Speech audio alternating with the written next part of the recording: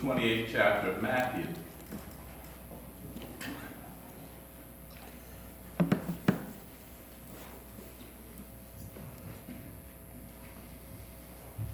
Chapter of Matthew, verses 19 and 20.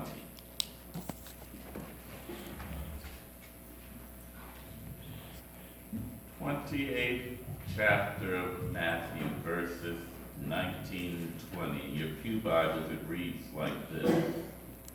Go therefore and make disciples of all nations, baptizing them in the name of the Father and of the Son and of the Holy Spirit, teaching them to observe everything I have commanded you. And remember, I am with you always to the end of the age. Go therefore and make disciples of all nations, baptizing them in the name of the Father and of the Son and the Holy Spirit, teaching them to observe everything I have commanded you. And remember, I am with you always to the end of the age. This passage should be familiar to most of us. The scene is after the resurrection. Jesus has fulfilled his mission and is about to ascend. But before he does, he gathers his disciples together in Galilee. Remember at the beginning of the chapter, beginning of chapter 28, Mary Magdalene and the other Mary. Matthew doesn't tell us who the other Mary is, but these women had gone to the tomb to properly bury or properly dress Jesus' body after such a hasty burial before the Sabbath. They have returned to wash and wrap the body properly, only to find that the stone had been removed and that the body was not there. Yes. Jesus came to them, told them to have the disciples to meet him in Galilee.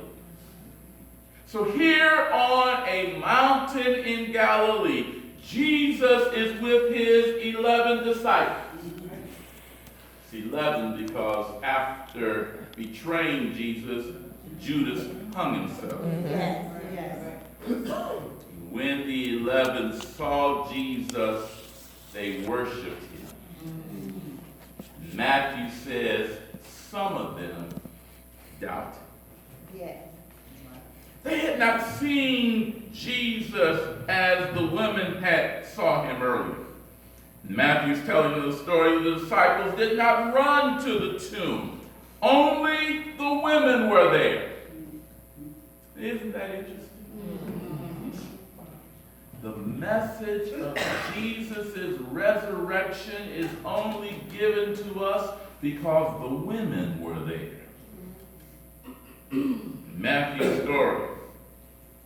Jesus meets the women and tells the women to go and tell those old scared men who had abandoned him on Friday to meet him in Galilee.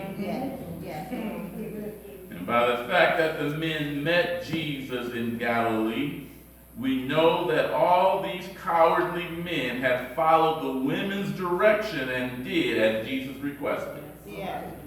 Yet, Matthew said some doubted. Matthew doesn't tell us who those doubters were. He just says that some doubted. But I don't really blame them for doubting since they had not been to the tomb to see as the women had seen. They hadn't seen Jesus.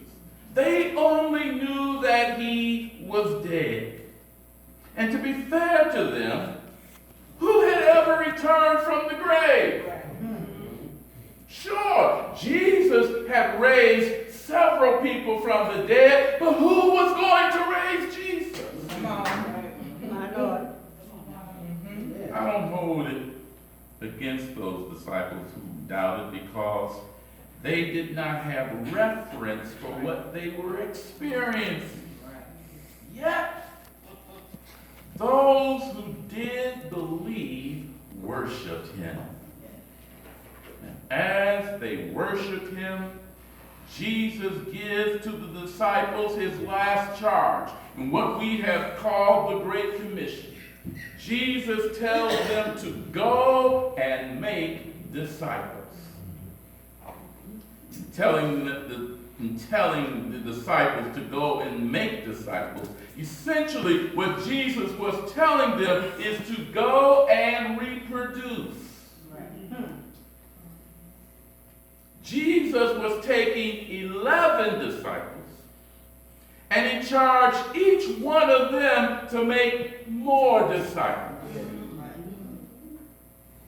So in reproducing, in multiplying, not only would they expand their numbers, but more importantly, more and more people would be able to hear and receive the message of the good news of Jesus. Amen. So we're called to multiply, to reproduce. And we don't have to reproduce many. Think of what would happen if we reproduced the same number that Jesus reproduced. Jesus reproduced 11 disciples who met him on a mountain in Galilee. So what if those 11 also reproduced 11? And that 11 reproduced 11. And so on. Eventually, by exponent, we would be into the millions and hundreds of millions. All because one person reproduced 11, and those 11 reproduced 11. Numbers are simple. But it's only in modern times, only in our day, have we become so concerned about numbers. But Jesus really isn't concerned about numbers. Only a few will be blessed with huge numbers. I haven't talked to these preachers, but I suspect most preachers are secretly jealous of Peter. And who wouldn't be? I know that I am. Think about it. On his very first sermon, he had never preached before, but he preaches his very first sermon, and 3,000 people joined the church.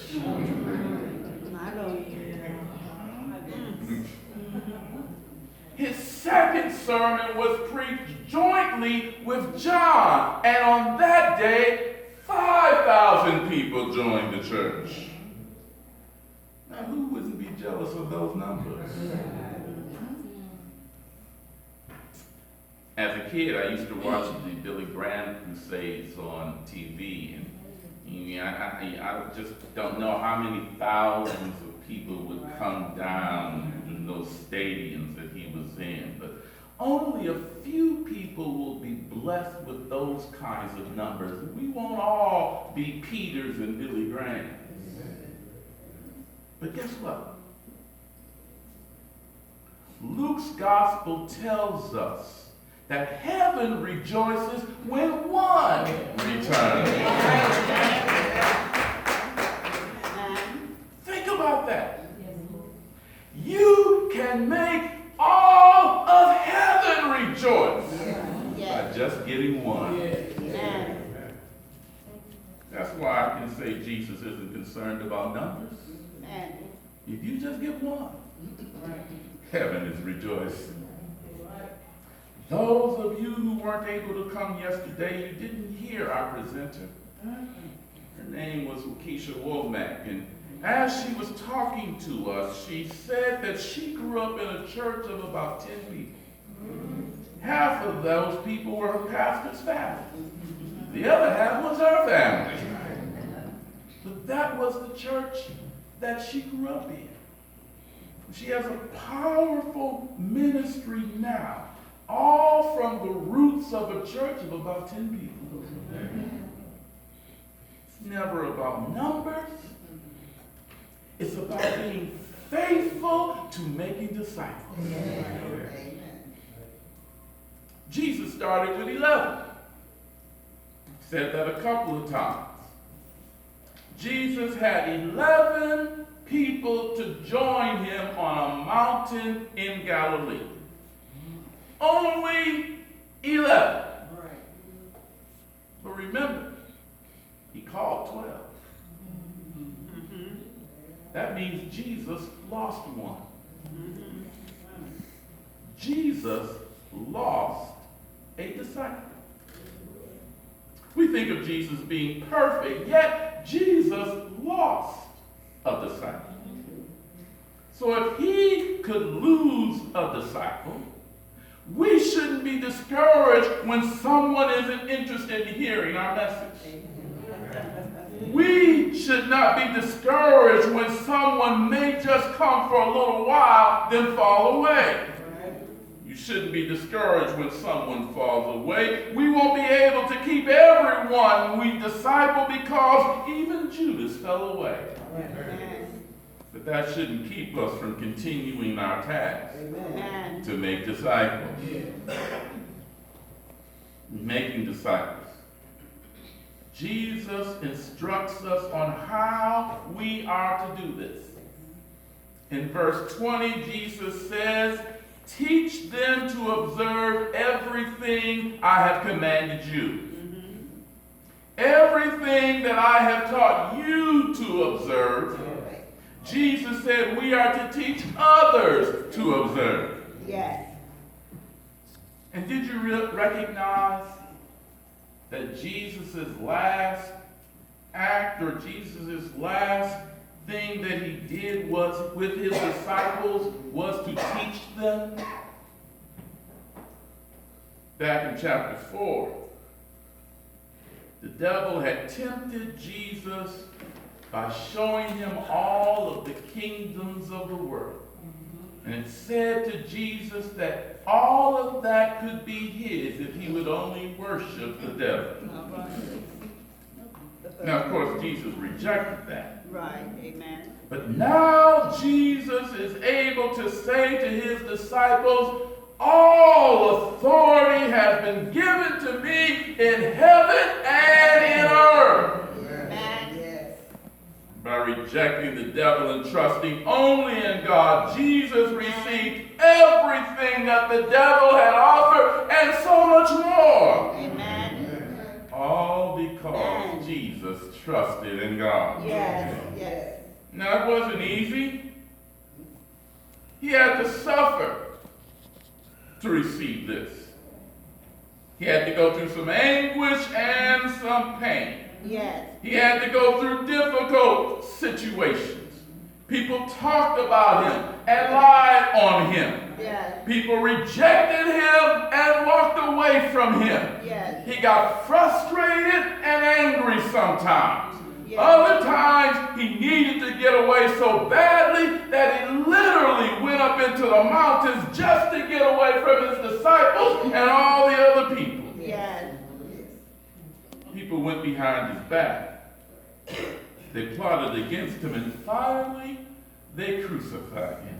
My Lord. And having endured all of this, God raised him from the dead, and now he is able to say, all authority has been given to me. Yes. Yes. It wasn't easy. He had to suffer to receive it. But it's better to suffer to receive your reward from God Yes. than to listen to the devil and lose everything you have. Amen. Amen. Amen. Preach. Amen. This is Jesus' last lesson to his disciples. Through all that they had seen him endure, now he's able to say to them, all authority is given to me. And what Jesus is teaching his disciples is that even though you will endure hardships and pain, you can resist any and everything the devil offers you and still receive everything because you trust in God. Amen.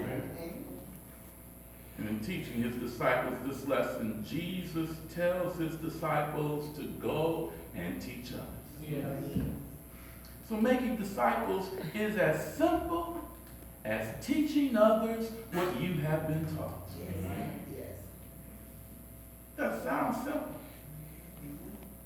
And in a way it is. But here's the problem.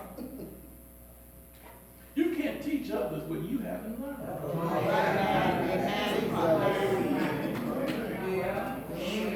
How are you going to teach others something that you haven't learned yourself? Amen. Preach. Amen. Remember when you were a child, some adult would say to you, do what I say, but not as I do? Remember that? How did that work for you? Did you actually follow or do something that you heard someone else say that they couldn't do themselves? That didn't work well for me. I didn't think I needed to listen to anybody who couldn't do what they were telling me to do.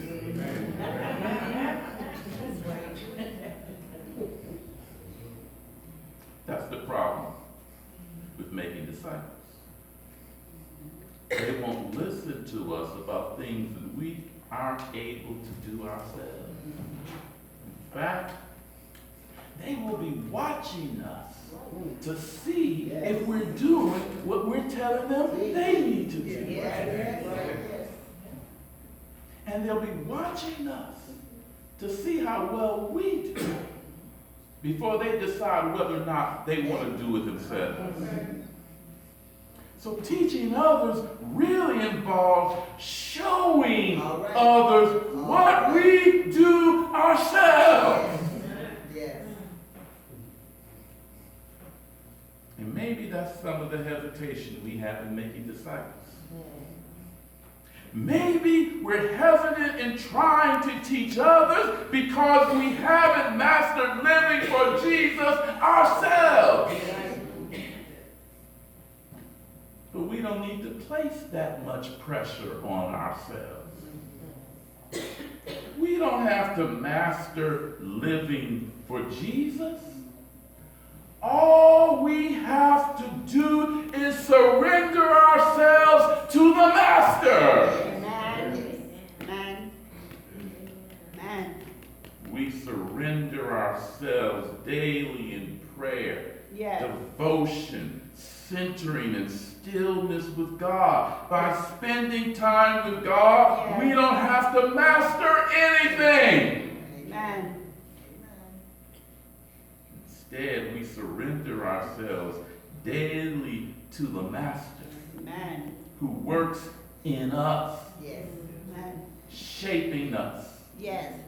forming us, Yes. cleansing us, Yes. renewing and sanctifying us, Yes. making us into who God wants us to be. Amen. Amen. And while God is doing that for us, God is also working through us to reach others. Yes. This is work we can't do by ourselves. This work can only be done by surrendering ourselves to God. Right? Yes. Right. You know what I believe? I don't believe anybody is looking for someone who has mastered this life. I believe what people are looking for are people who are real. Yes. Yes. People who can acknowledge that they make mistakes sometimes. Yes.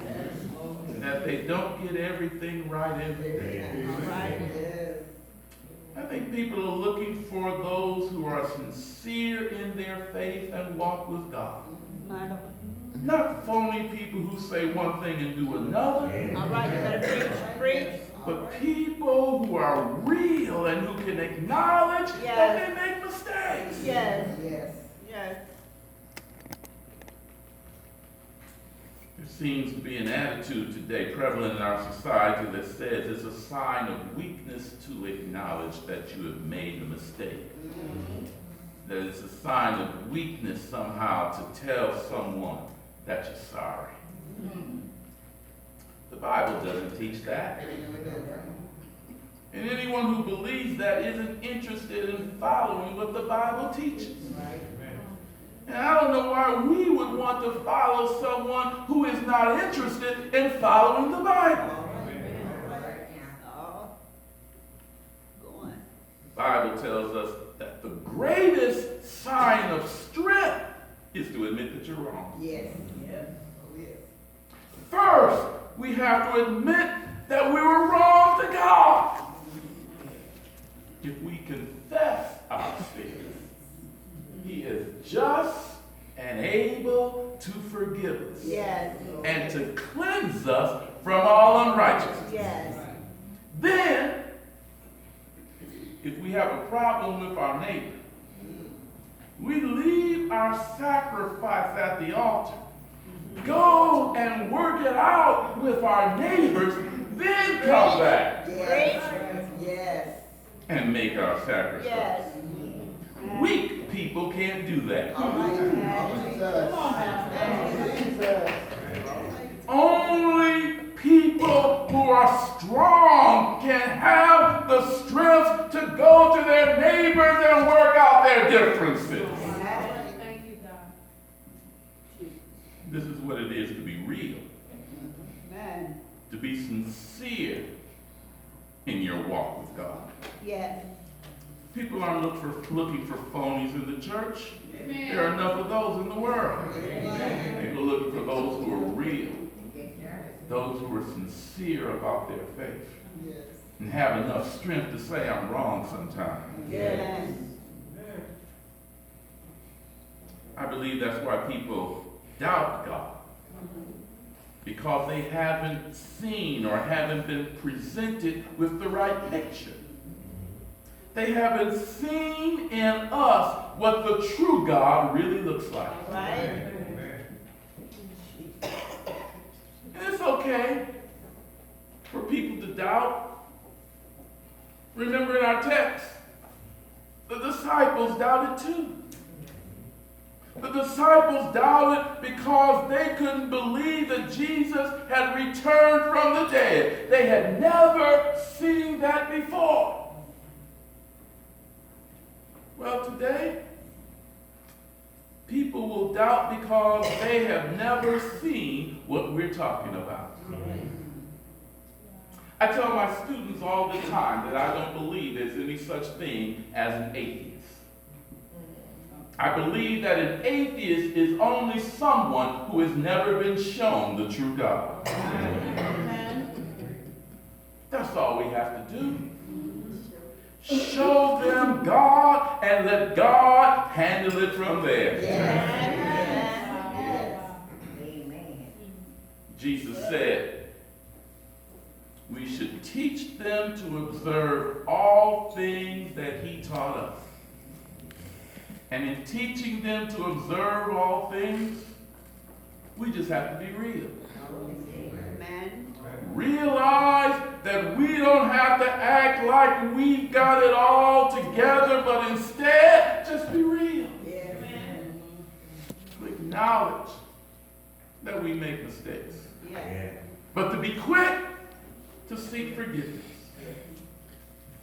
To acknowledge that we make mistakes, but most importantly, to show people the true God and then let God handle it from there. Yes. Finally, look at your text, look at our text again. Jesus says, I am with you always. Amen. Making disciples is our task. It's what God has called us to do, but it's not our work. This is not something that we can do ourselves. This is something that can only be done by God working through us. Amen. Amen.